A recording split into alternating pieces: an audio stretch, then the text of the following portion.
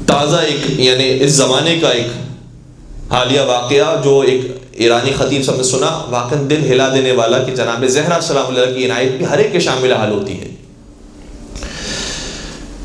एक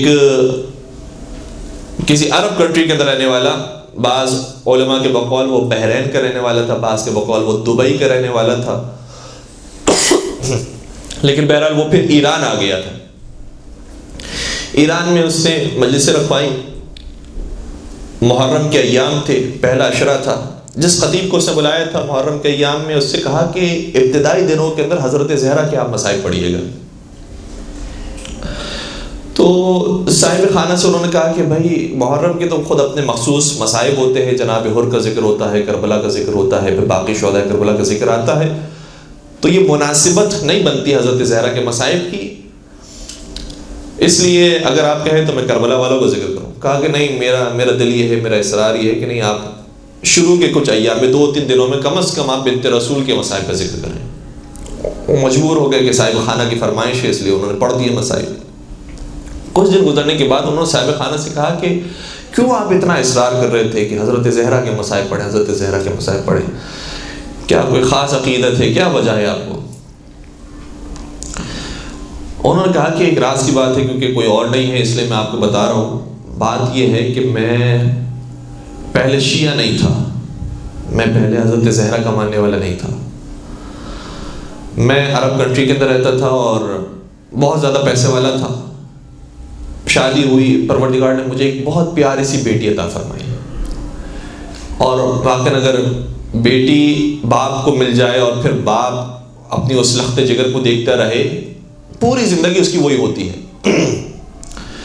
वो अरब अपनी कहानी बताते बताते कह रहा था कि जैसे जैसे ये मेरी बच्ची बड़ी होती गई ना, इसकी मोहब्बत मेरे दिल में और पैदा होने लगी। इतने प्यार से बातें किया करती थी। छोटे बच्चे एक ख़ास ही तलफ़ुज़ के साथ बातें करते, कहते इसकी आवाज़ मुझे बड़ी अच्छी लगती थी। बाकायदा मैं अगर अपने ऑफिस भी जाता था तो 2-3 मरतबा उससे फ़ोन पर बात करता था। कुछ दिन गुजरने के बाद ऐसा हुआ कि अचानक फ़ोन आया और कहा कि जल्दी से घर पर पहुँचे आप, बच्ची के गले में सिक्का फंस गया है। कहा कि मैं दौड़ता दौड़ता बेचैन हालत में पहुंचा घर पे, तो मैंने देखा कि हाँ, बच्ची बहुत मुस्तरिब है, सांस रुक गई है, हालत बहुत ख़राब है। मैं जल्दी से उसको डॉक्टर के पास लेकर गया, तो कहता है कि डॉक्टर ने कहा कि ऐसी जगह पर अब ये सिक्का फंस गया है कि इसको ऑपरेशन करना पड़ेगा। तो कहा किसी भी तरीके से आप निकालें। कहा ये ऑपरेशन यहाँ हो नहीं सकता, आप अभी अभी फ्लाइट लेकर फ्रांस जाएं, फ्रांस के में खास स्पेशलिस्ट डॉक्टर है, उससे मैं बात करूंगा, आपका वो इलाज करेगा और वो ठीक हो सकता है। कहते इतना मैं अमीर था, उसी वक्त मैंने अपना जेट तैयारा लिया और उसी वक्त फ्रांस का सफ़र करके मैं वहाँ पहुँचा, और वहाँ मैं हॉस्पिटल में गया और वो डॉक्टर मौजूद थे ट्रीटमेंट के लिए। वो मेरी बेटी को अंदर लेकर गए। डॉक्टर ने कहा कि सिक्का तो निकाल लेंगे, लेकिन मसला ये कि जिस रास्ते तक वो पहुंच चुका, जगह पर पहुंच चुका है, हमें वहां तक पहुंचने के लिए जिन औजार को इस्तेमाल करना है, उसके बाद आपकी इस बेटी की कुव्वत समात खत्म हो जाएगी, वो सुनने के काबिल नहीं रहेगी। आप कहें तो हम ये काम करें, नहीं तो फिर ये इसी हालत में। तो कहा मजबूर था मैंने कहा कि आप किसी भी तरह का ऑपरेशन करें, इसकी जान बचाना जरूरी है। कहते हैं कि बस ऑपरेशन के लिए पूरी तैयारी हो चुकी थी। मैं दीवार से टेक लगाए, बिल्कुल नाउम्मीद होकर के क्या होगा मेरी बच्ची के साथ और कैसे आगे की ज़िंदगी चलेगी। लेटा हुआ था कि अचानक मैंने मदीने का रुख किया और मुझे नबी अकरम याद आए, और चूंकि वो गैर शिया थे, कहा कि मैंने नबी अकरम को याद किया और उनकी प्यारी बेटी को याद किया। क्या आप भी अपनी ज़हरा से बहुत मोहब्बत किया करते थे?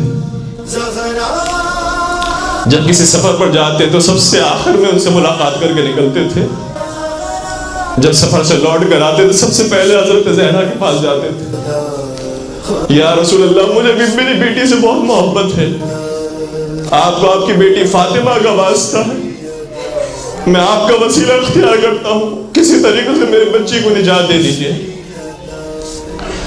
कहते हैं मेरी हालत अजीब हो गई।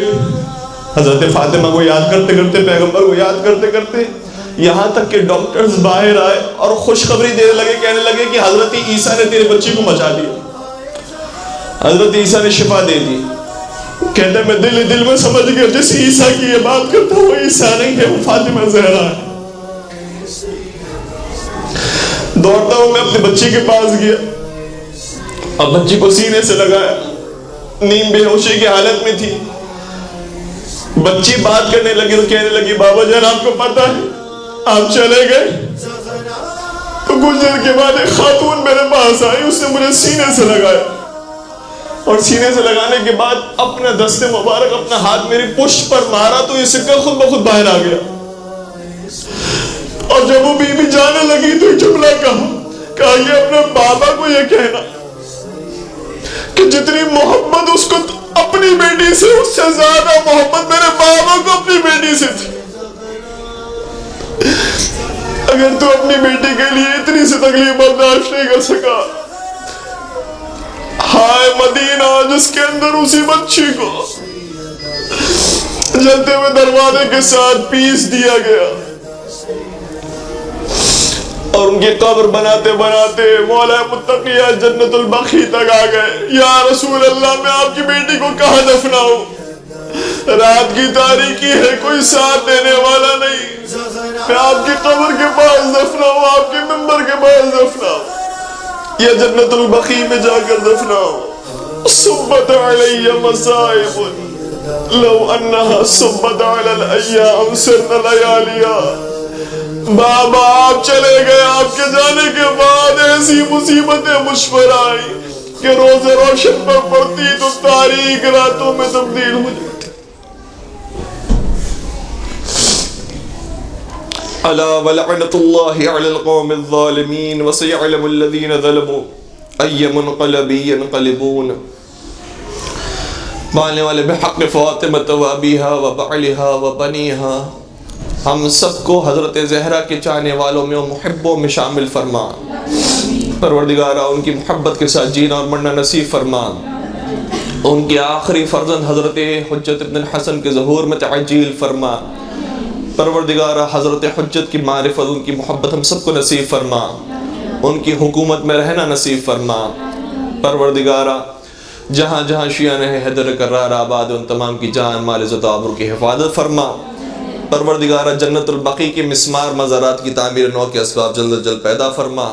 परवरदिगारा हम सबको चारदा मासूमी की ज़ियारत नसीब फरमा और उनकी शफा से बहरामंद फरमा। रब्बना तक़ब्बल मिन्ना इन्नका अंतस समीउल अलीम व तुब अलैना इन्नका अंतत तव्वाबुर रहीम बिरहमतिका या अरहमर राहिमीन।